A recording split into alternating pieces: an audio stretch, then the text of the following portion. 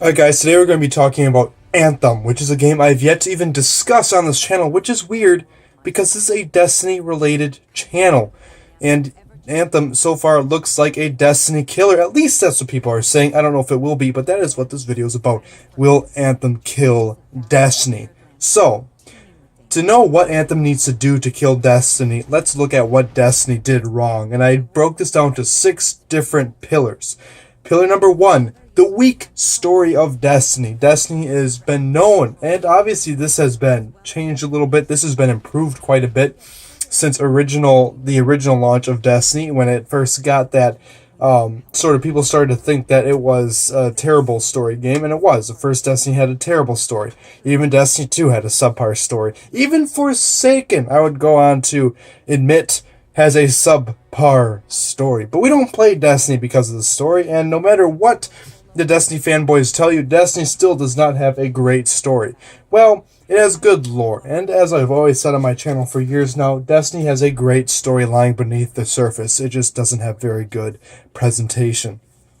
Number 2, the inconsistent loot system that still frustrates people to this day.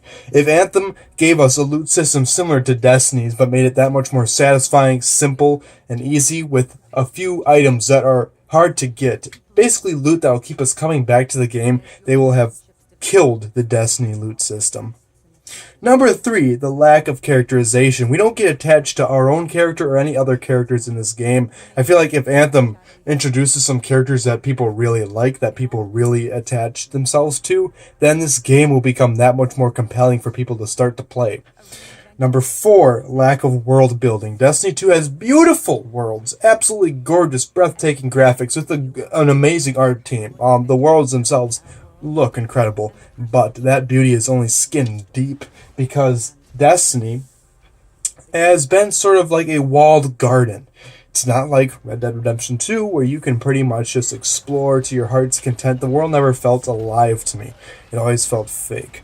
And again, Red Dead Redemption 2, when I play that game, I feel like I'm in a world. Sometimes I get so invested. I feel like I am Arthur Morgan. I feel like I've become this character. Destiny, I never really got that feeling. I've never had that feeling. It's never invested me the way that some other games have. Number 5, weak mission design. This is something that still plagues Destiny to this day. There have been a few different missions that have shaken up the formula, but overall, I thought that Forsaken's mission design was kind of disappointing. Even the bosses, the Baron fights, they were all very disappointing.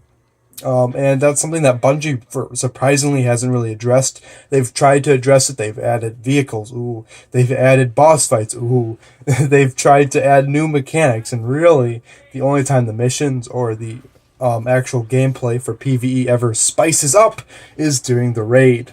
Alright. Now that we're done with that, let's go into what Destiny does right. The first thing is lots of events and loot to keep players coming back. Destiny has perfected the game as a service system at this point.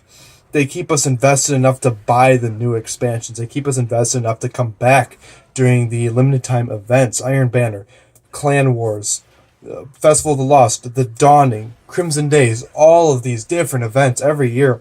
Every month, there's usually 2 or 3 events that keep us coming back, that introduce new loot, that introduce new things to chase. And I think that is why Destiny is kind of a hobby. When Bungie was talking about making Forsaken, that term came up. We want to bring back the hobby of Destiny again. Destiny is a game that people sink hundreds, if not thousands, of hours into every year. And it's absolutely ridiculous how much time people spend in this game, just because the game does such a good job of incentivizing you to log in again. Alright, number 2, good gunplay. This goes synonymous with Bungie and all their games, is that they always felt good to play. I feel like if Anthem cannot at least deliver on this front, their game will be dead in the water.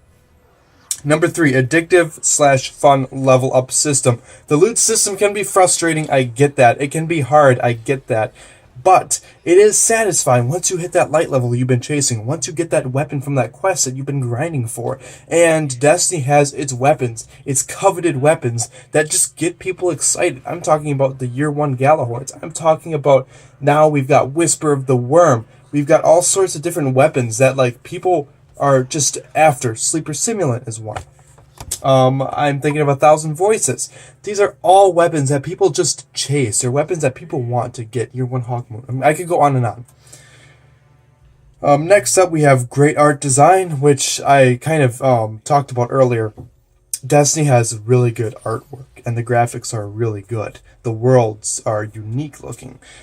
And that also goes in hand with sound and music. Oh my god, Destiny's music is obviously composed by the not infamous, he didn't do anything bad, but the Marty O'Donnell, who is an absolute, just such an artist when it comes to composing music for video games.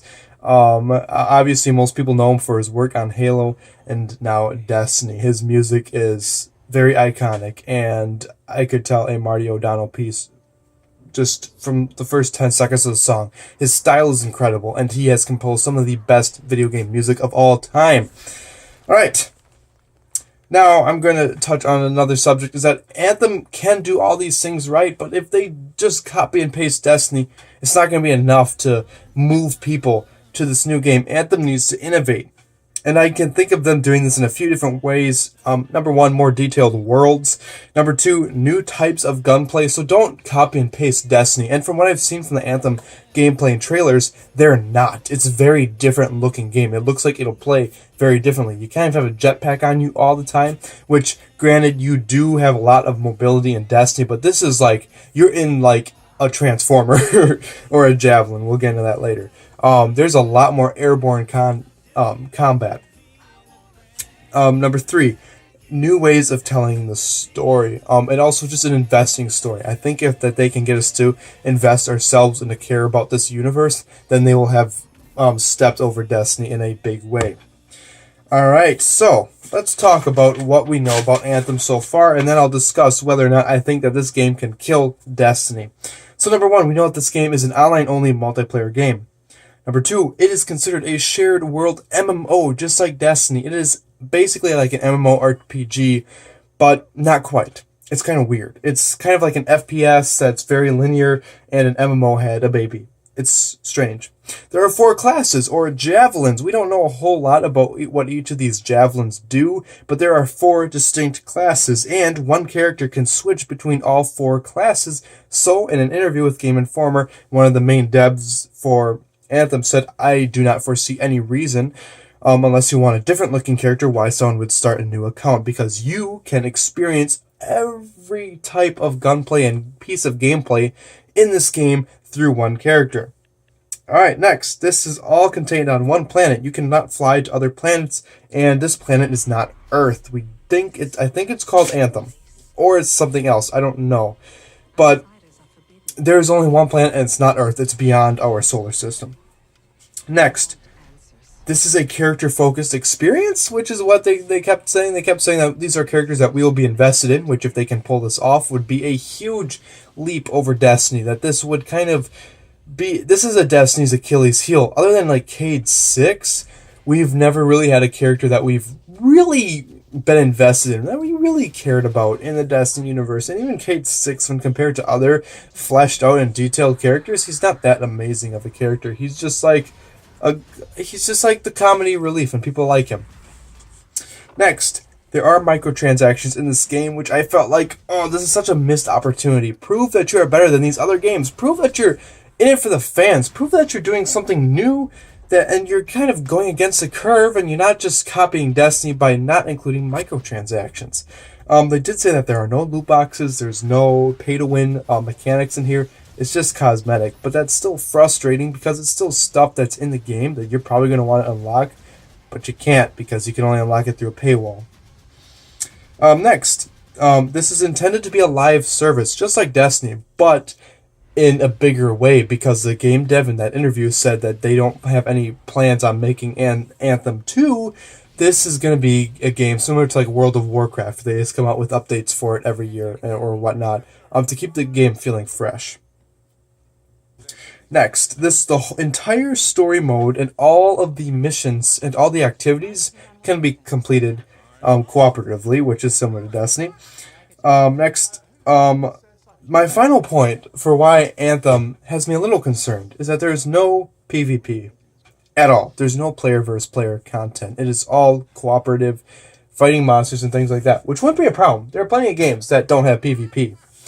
But not many of these games are online only, one, and not many of these games are in that sort of Destiny genre. Like, in order to pull this off, you have to make sure that these enemies are really fun to fight. If they're not, this game is never going to get off the ground. I think that PvP, the reason why people come back to it is because it's so organic, because it's literally player versus player. These are two different people with two different brains that have two different ways of thinking through things, and that's why combat is much harder, obviously, and also it's a lot more unique. That's why people can keep playing PvP over and over again, because everything is a unique confrontation.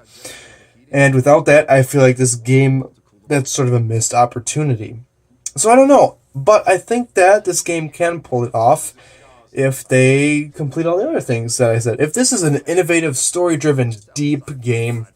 And like I said, I've been playing so much Red Dead lately. That story is so deep. Like, I feel like that Rockstar has created such a beautiful, lush world with so many little minute details that Anthem would be it would have to be on that type of level, without PvP, without some of these other features, in order to succeed. So anyway, those are my thoughts on Anthem. I think that this is a game that's going to clash heavily with Destiny. This is BioWare. This is definitely BioWare and EA's sort of Destiny killer. So, anyways, hope you guys enjoyed this video. What do you think about Anthem? Please let me know down below, and do not forget to like, comment, and subscribe for more. Until next time, this is Juniper, signing out.